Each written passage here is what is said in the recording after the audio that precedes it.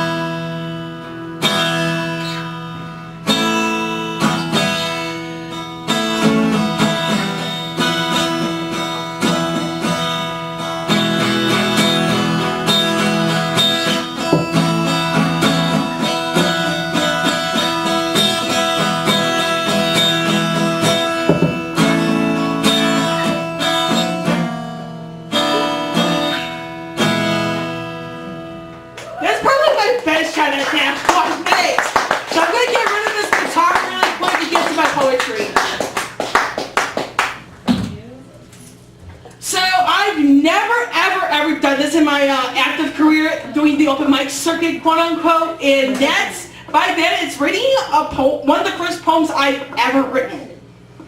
It's coming from, and the thing is, there's a little slight backstory with this one. This book I have in here, which the poems are featured in, the title of the anthology is called Dreaming Yourself, and the program, it's now called After School Matters. It used to be called Gallery 37. And I was a part of this program when I was 14 and 15, and I owe that program my life. Because if it weren't for that and the late Maggie Daly who founded it, I would be either in jail, dead, or in rehab for something. So I am going to get to it because I'm pretty early on this one. It's called I Am. I'm trying to figure out, oh, here we are. And I have to take a note of this. This has got a big error in it. And I'm going to read it the way I actually written it. And there's some information given to me at the time. Because since I wrote this, there's a lot of stuff that's changed. I am a sister. A person who is interested in music. Very shy and quiet. Friendly and kind. I am very intelligent. Sophisticated. A person of peace. I am an honest person. I am a person with a sense of humor. I am a calm person who can succeed in life. I am artistic. I am an Aquarius. I am 14 years old. I am an auntie to a niece. I am mysterious. I am a daughter. I am colorful. I am European, Jewish, and a descendant of the Yankton Sioux tribe. Thank you. Oh. Yeah, the way it's in here is this Yukon is actually Yankton. Big area of like, how do people get, yeah. So I'm actually going to get to a cover poem.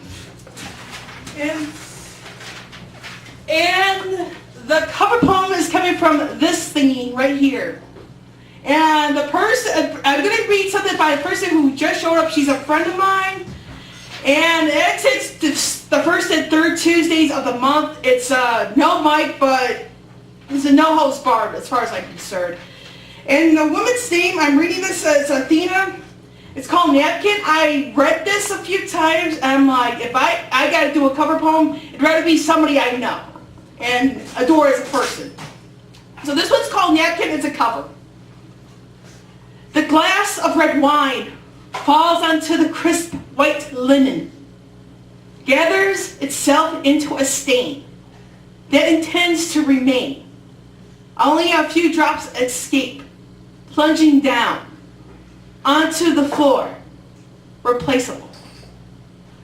The glass is filled.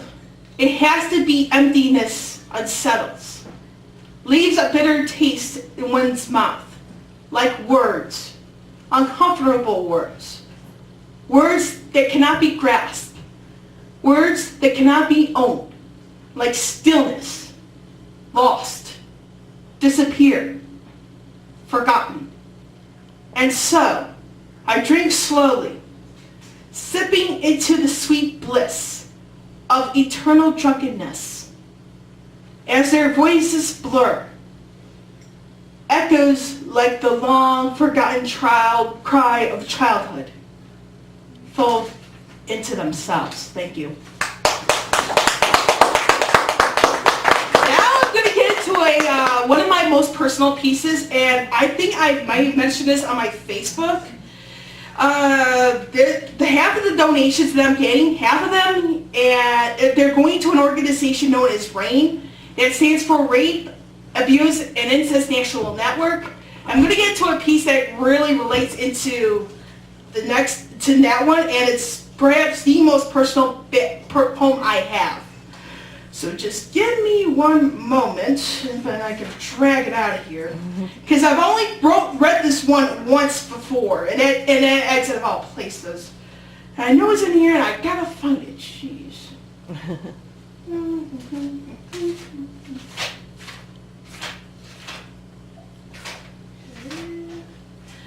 Here we go. And the story behind this one is a true story and one of the most painful things I've ever gone through. It was a short time after my 14th birthday, as a guy I was seeing at the time who was, and I put that was in there because was good friends with two of my siblings. And a short time after my 14th birthday, the ex-boyfriend tried to rape me.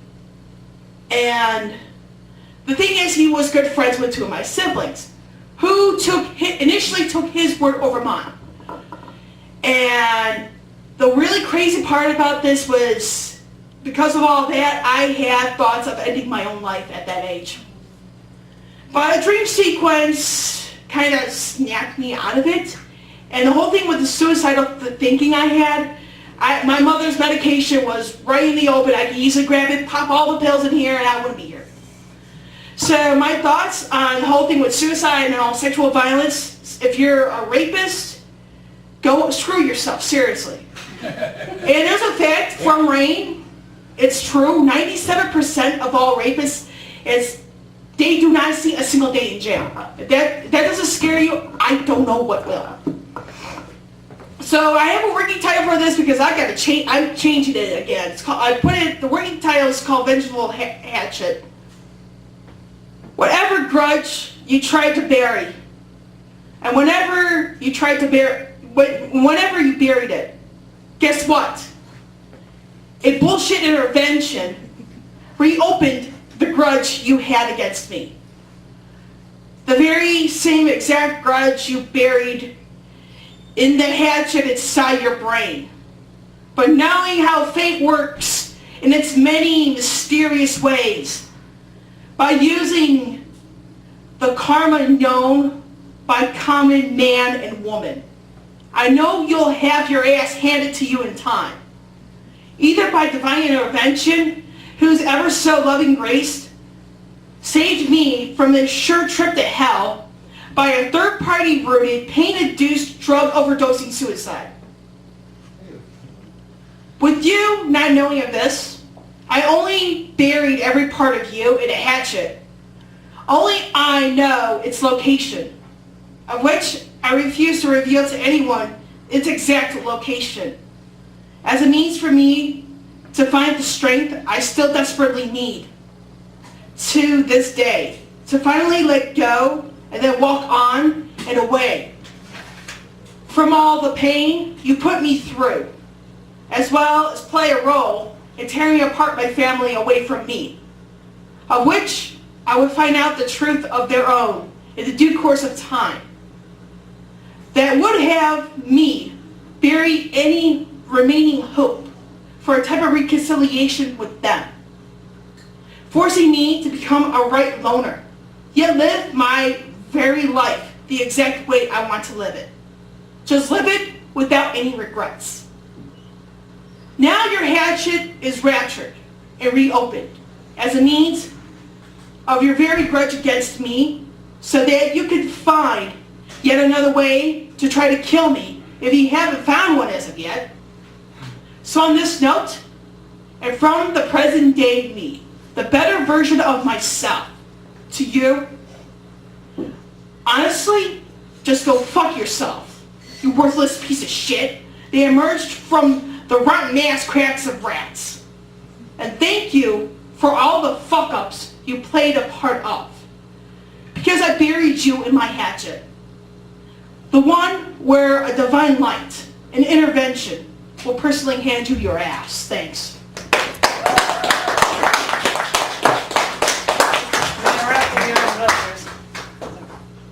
I'm interrupting her as well. Sorry. Works as a great workshop facilitator. Thanks. That's probably one of the only two vulgar poems that's coming in this set, mind you. Because I'm trying to keep this as clean as humanly possible. So I'm gonna, but like as everybody says, this is my mother's birthday, so I'm gonna get into one of the poems I actually wanted to put in the set because it's for her. And I put this as two halves because half of me comes from her. And she raised me pretty much mostly as a single parent, both as a widow and divorcee, and I don't want to get into that BS. So this is two halves. It's another version of this. Not only not whole, but something which I'm perfectly okay with. Because I know inside this very heart of mine that you are my other half, my much better half, the person who truly completes me. I must admit that if it weren't for you and your direction given to me, I'd still be so lost because of just what I would have to really live without. The very thing that made me who I am today, as an adult and woman in the present day and age, of which you and I are both living in today. And with that said, I must get back to you after taking from you for so long. Because if I only kept on taking from you, I would never, ever forgive myself. And knowing that it's not right in my heart that I took in the first place. And even more wrong if I were to keep taking from you. Simply because I am forever in all your debts. If there were any way for me to show and tell all of the world of just how much in everything that you mean to me, it'll be done in a drop of a hat. The one I wear on the top of my head as my way to show my humility given by you to me as the guide for me to grow and emerge myself into that grown woman I am now. From the little girl I once was, to show to the world my truest of my roots. Thank you. This is the other vulgar poem. It's a bit more recent. It's called Blue Serpentine. It's a poem to the media about body issues. So if you're plus sized, give yourselves a round of applause because, hey, we're not meant to be pencil thin. Nope. Dear Blue Serpentine, as much as I would wish for sorrow because I'm not the fucking fucked up, pencil thin, blonde hair, blue eyed, dick sucking Jenna Jameson looking like whore with the appearance of the gift to all of those horse seekers from all over the fucked up planet that is you, Blue Serpentine, I simply cannot do so because I simply am, well, me. What I mean here is this. I am not, and I repeat, am not, the pencil-thin whore, which I translate to anorexia thin, by any and every known mean. Not to forget that I'm proud to have real curves that can and will kill any douche-waffle-looking dipshitty if need be. Of which I also sport tattoos and piercings that help me truly shape an identity that it's really me. And so very unlike you, Blue Serpentine, and I'm fucking proud of the flaws that I have. Because the flaws I have make me who I am, Blue Serpentine. And I'm tall.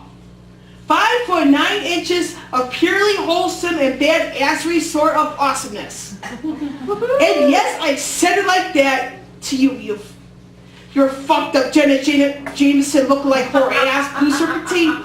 So to you, fuck off, fuck you, and go fuck yourself. Seriously, go fuck your own rotten ass, shit ass crap. You fucking whore, Blue Serpentine. But I will admit to the world today that I was not my present day self back then. But I'll add that I do not want that any other way at all, Blue Serpentine. Because back then, I was much quieter and more shy. Sometimes painfully so. To the point where hiding in that fucking corner was perfectly okay for me to be.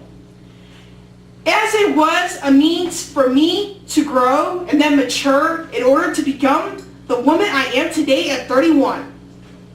To show through my actions in this present day that I'm better and more real than your fucking ass planet douche-waffle looking ass hat wearing dipshit idiotic sorry ass because your whore-like ways just disgust me to where I'm sickened when I'm hearing your name. And I can't look you in the bullshit eyes, Blue Serpentine.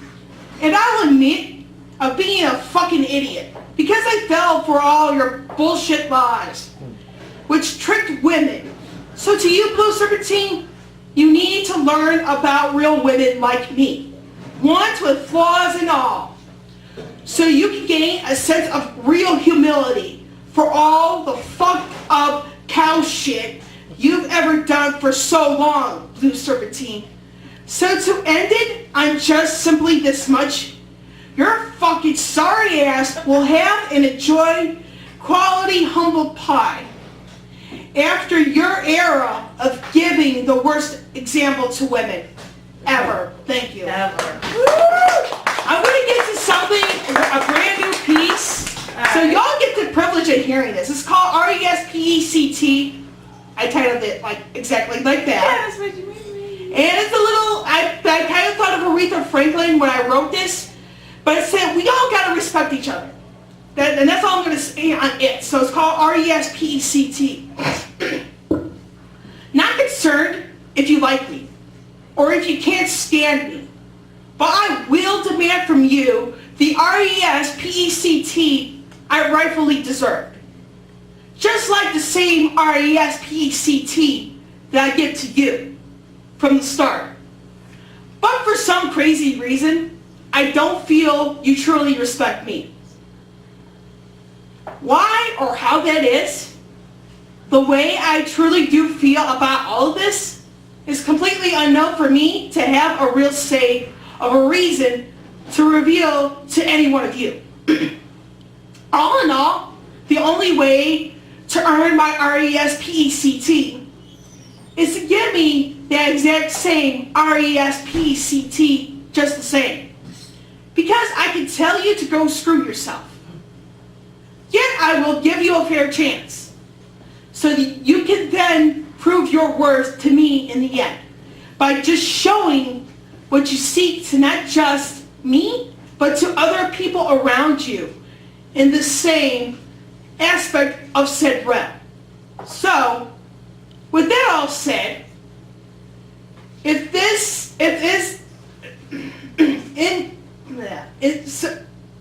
the art of giving in order to receive, with the one topic of respect being the art to truly master, simply because the human race has changed. Changes in the human race, which made us much worse than ever before. And that's because a lack of respect being present more than ever before. So to get it, you must give the R-E-S-P-C-T. Thank you. And this is another one I wrote earlier today. It's called, I kind of wrote this over there somewhere. It's called Brains for Grassroots, and I was at Columbia College earlier today, and then the presenter, who's a friend of mine, Cristina Obregón, she runs the Calles y Sueños art gallery in Pilsen, and she was mentioning about like grassroots to make things grow, and we all gotta help each other out somehow. So we help each other, we support each other, we love each other, we respect each other. And somebody was mentioning this earlier in the show with Eva Hernandez. It's like we gotta love each other. There's no ifs, ands, or buts. Yep. And I never met this gentleman personally, but you know what? I think he set a damn good example. And Christina earlier today at the Columbia, she kind of mentioned, grassroots, something like that. So we gotta help each other, So it's called Grains for Grassroots. Planting the seeds into the ground of the earth to create the grains we need for the grassroots.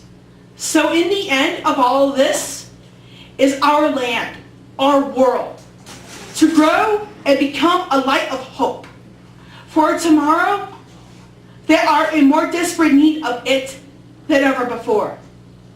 Because we, the human race, need to truly show to our ancestors and every generation before us that we have learned from the mistakes and lessons from the past. However, learning that we are becoming much worse as humans than we think we are, which breaks my heart to at least two. Something that forced me to evaluate myself. One night, I said the most sincere prayer at a short time before I went to bed. And the prayer I said begged and pleaded for answers to questions that I asked as to why help is sorely lacking. Where we all need to help each other instead of us only hurting each other. So above everything ever known by every one of us, please plant those seeds. Give it the needed sun and water so they grow to those grains for grassroots to grow to be more complete. Thank you. Woo! So I'm going to end this set. Do I have time for one more? One more. What else? So again, some of the poems I had to rewrite because some of them kind of, this book, believe it or not, I had another one of this and I lost it, I don't know where. So I'm going to end it on a poem called Lighting Up the Darkness. It's based on a private message I sent to somebody I know. I asked him how he's been doing since his mother passed. And of course my mother is sick with dementia. I don't know how much longer she has to live, but it's just like, it's really scary for me to know. And then the end of part of his reply called by, whenever you're dark, you're sad and depressed, whenever there's so much darkness, there's always something along the lines of there's always a light at the end of the tunnel, let's light up the darkness. So this is the last piece, I'm wrapping it up, it's called Lighting Up the Darkness. The light at the end of the tunnel, the very one that seemingly had no end and was much too dark for me to try to see. Until you came along in my demented life and gave me a light to get out of the dark tunnel that was my world, my own past, and came into the light of a kind where only love exists in my mind and heart. Because of the path of the light from within your existence, to show me that there is an end to that very tunnel, which is mine. To light up the darkness, as that means to show me, one who is ever the purely stubborn one by both circumstance as well as choice. To where in the end, I became a proper loner, which I still am at times today. Yet you are convinced inside your heart that me being that loner is not the best way to really live my life at all. Because you've been there too at some really crazy point in your own life, in your light. So I could see the true nature of the darkness that very nearly killed me. But it was you that forbade any part of the darkness from placing any harm onto me at all, especially today. And yet, I wonder if you're doing this for love, that you could be in love with me and are afraid to show it, or to simply show me the way to a truly better life. Thank you. Thanks to everybody who read before me. Just keep on walking. Thanks.